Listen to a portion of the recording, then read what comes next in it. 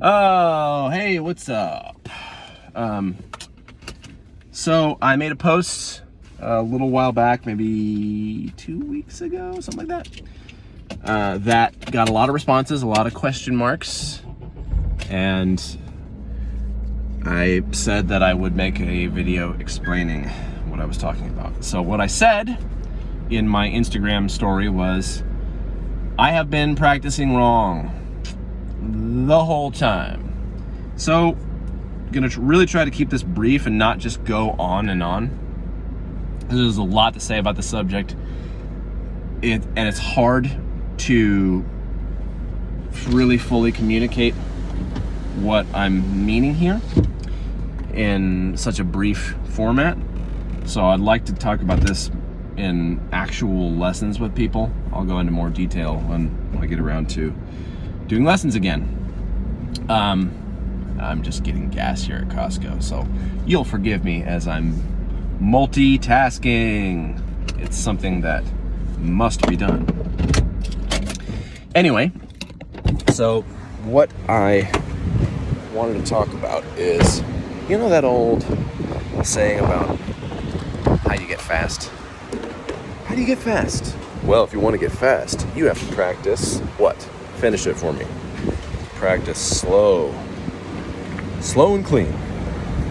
That's the way you get fast. We've all heard that one. Everyone's heard that one. Anyone who's practiced and asked the question about how to get fast has asked or has heard that response in some moment. So I'm probably gonna piss a good amount of people off with this one. And whatever. Who cares? If I piss you off, then that's probably good. You probably need it. Sorry, this thing is challenging. Hey, whatever, I'm just gonna hold it in place. So, it's bullshit. That's keeping it really brief. Oh my god, really? No, I don't want a car wash. I want to pump gas.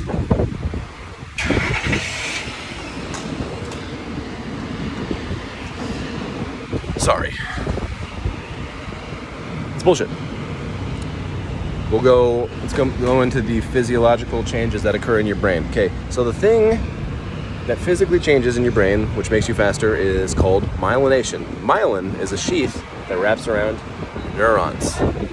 The thicker the sheath becomes, the more efficient the signal is, therefore the stronger the signal, and therefore the faster, the stronger the signal can be, right? There's two ways that you can myelinate. Well, it occurs because of two processes. One is just repetition. You repeat a thing and you myelinate.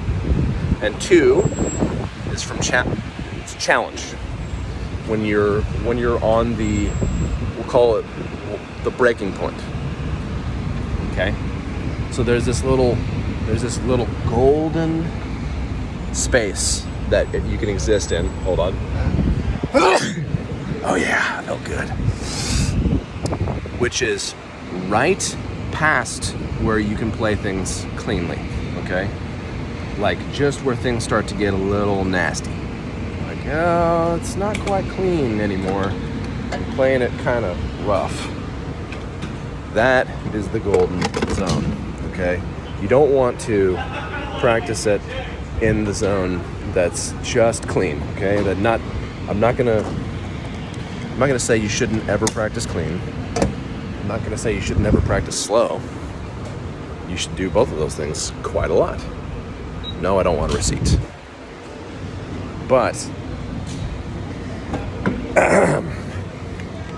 you should spend a lot of time in the danger zone.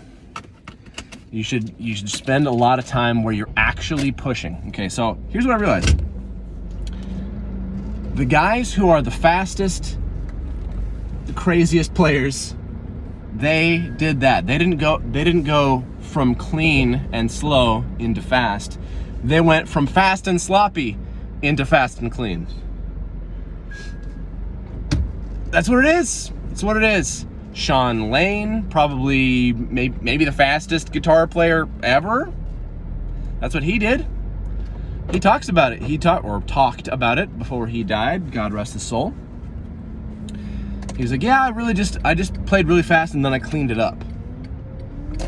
That is the opposite approach to what we're taught.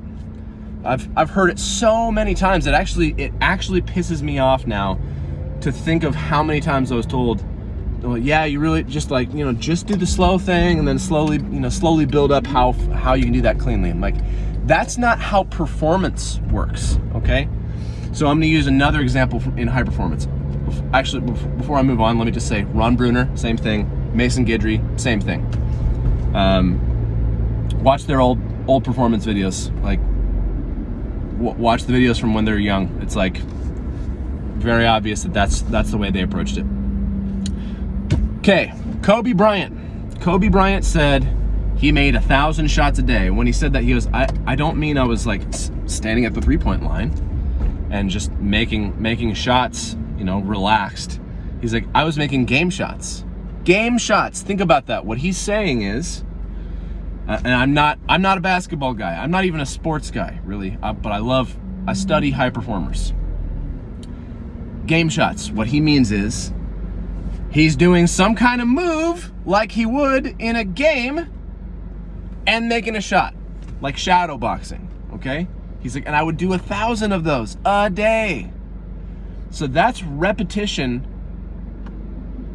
not done like relaxed, clean, and perfect every time. That's done like at a level that's challenging. Every one of those reps is challenging. Now, another thing I'm gonna say, I'm just gonna try to tie together as many of these things as I can. There's a video of Tony Royster Jr. talking about what it's like when he practices.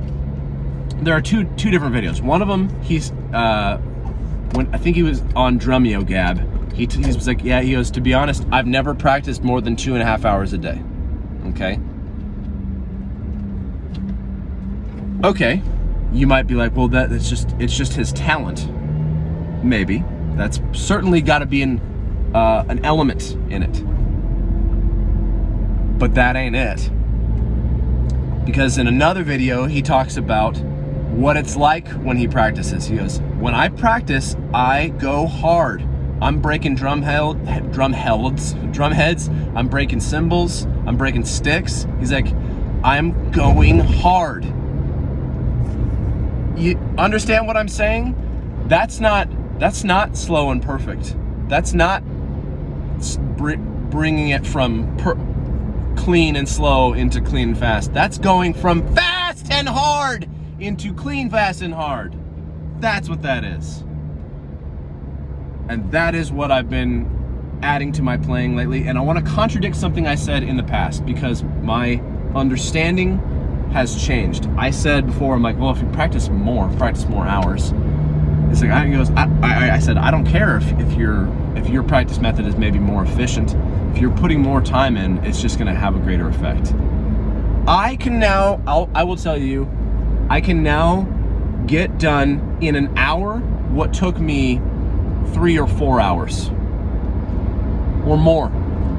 Because the signal that I'm sending up here, the neurological signal that is physically occurring, is a bigger signal.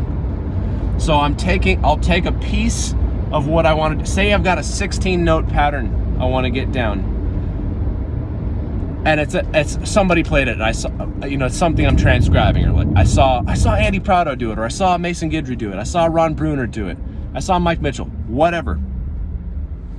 I can't play all 16 notes at their speed. Oh, but I can play the first 2 notes at their speed. Anyone can. Okay, I'll do that. I'll do that 20 times in a row at their speed. And then the first 3 notes. And then the first 4. Get what I'm saying? Think about that. Just do that mentally right now. even just doing it as a mental exercise, you should be able to clearly see that that is going to benefit you so much more quickly than repping the entire pattern at a quarter of its actual speed. And again, I'm not saying there isn't merit to doing that. Of course there is. There's always merit to doing the pattern. That you're greasing the groove. Another weightlifting analogy. If you're just doing the pattern over and over, slow, yes, it is going to build that myelin. But you also need to think about, how do you want to build that myelin? Do you want to build it so that it's played slow? Or do you want to build the myelin to do the pattern at the actual speed you want it to perform it at?